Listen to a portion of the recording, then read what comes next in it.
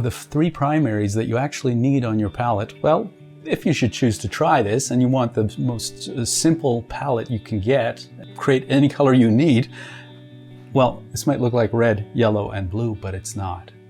It's magenta, cyan, and primary yellow. And we were able to make an amazing set of bright, pure colors just by mixing them. Added a little white, mixed someplace, three colors together, and got just gorgeous set of colors here. But I promised you that I would tell you what the last two colors on my palette are, typically. Neither one is black. I don't paint with black, at least not usually. Occasionally I might, and there's no reason not to when you need black. But I find that most beginning painters, when they use black, everything ends up muddy and gray because they use it to make everything dark. And there's better ways to darken your tones and to create dark colors. And I'm going to show you. In fact, let me show you this. I painted this painting without any black paint. I replaced black with two colors. Yeah, why not? Okay, here we go. And it could be two other colors, but these are the two that work for me. Burnt umber and phthalo blue. Really?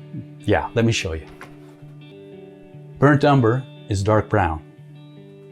A kind of a rich, orangey dark brown. And phthalo blue, well, it's a really rich green blue. Just slightly green, unlike ultramarine. And there they are. Okay, so let's see what happens. I'm going to take these two and mix them. A bit of brown, obviously brown, a bit of the blue. Wow, look at that. When you put them together, it's not exactly black, but it sure is close, and it's very dark. And if it's the darkest thing in your painting, everything is relative. If it's the darkest thing in your painting and it doesn't have a lot of tonality or hue difference one way or another, it's going to look pretty black. But here's the thing, is if I add a little more brown to it, I end up with nice warm dark tones. And if I add a little more blue to it, I end up with beautiful, cool dark tones. Black can be pretty boring because it's always black, whereas my blacks have warm areas, cool areas. There's variations throughout the painting, and they give it a lot more liveliness. So there you go. This is what I use instead of black. So should you never use black? No, I never say that you shouldn't use anything.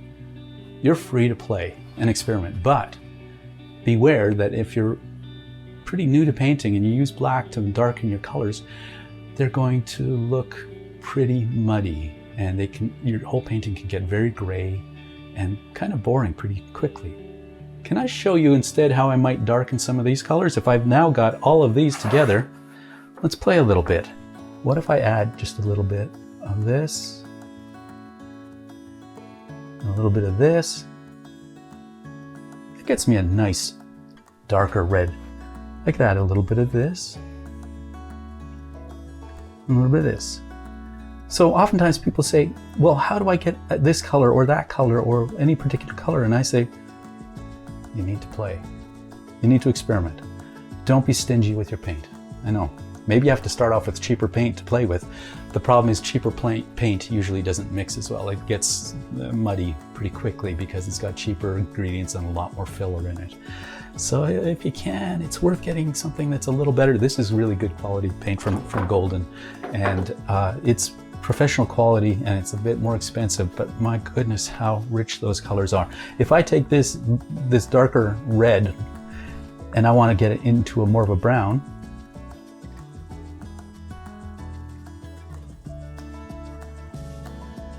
look at that. I can create, now it's got too much blue. Here's the little secret. If it's too blue and I want something more neutral, I go, what's opposite of blue? Well, it's over here. It's going to be a bit of yellow and a bit of magenta.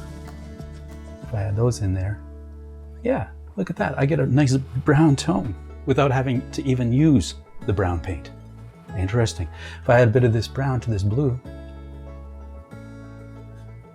I get a nice darker blue. It's a little too green right now, so I'm going to add a little more of cyan, a little more magenta. And I can get an interesting deep blue, even towards this without even using the phthalo blue. So I can get all sorts of dark colors and interesting ones. And the best way to darken your colors is usually to add the opposite. Look at my little color wheel I've created here. If I want to darken the magenta, the best thing is to add a little bit of green, which means a little bit of yellow and a little bit of cyan. If I want to darken the yellow, I want to add a little bit of purple. So that also means adding a little bit of magenta and cyan to the yellow. And yellow doesn't darken very well easily without turning a little bit greenish or a little bit orangey, but we're gonna, oh, too much. And if I want it, if it's looking a little too orange, I know I have to add a little bit of opposite of orange. And that's blue, and it gets a more neutral tone. Okay, so using opposites on the color wheel, called complementaries, is often your best bet. You don't just necessarily have to go in with black or some dark color. But now I've got these other colors in addition to this, and of course I can add those in there and very quickly get darker and rich colors as well. I've got lots of options to play with. There you go. We have now seen the 6 colors on my palette. They are yellow, magenta, cyan, white, burnt umber, and phthalo blue. If you liked and enjoyed this video, be sure to click the like button, because that way other people will get to see it too. And if you're interested in getting these colors for yourself, well, phthalo blue and burnt umber are available from pretty much every paint manufacturer out there in every kind of paint. I find that not a lot of them tend to have these colors because these are a little more modern. These come out of the science of printmaking, like on your home printer, CMYK. And so C is cyan, M is magenta, Y is yellow, and K is black. Those 2 colors over there instead. I've got some paintings that I did quite a long time ago using entirely different palettes, one of which didn't include any black, and one that did. Next time I'm going to be talking about all the different kinds of palettes you might want to use, using a lot of different colors, depending on what you're painting. We'll see you then.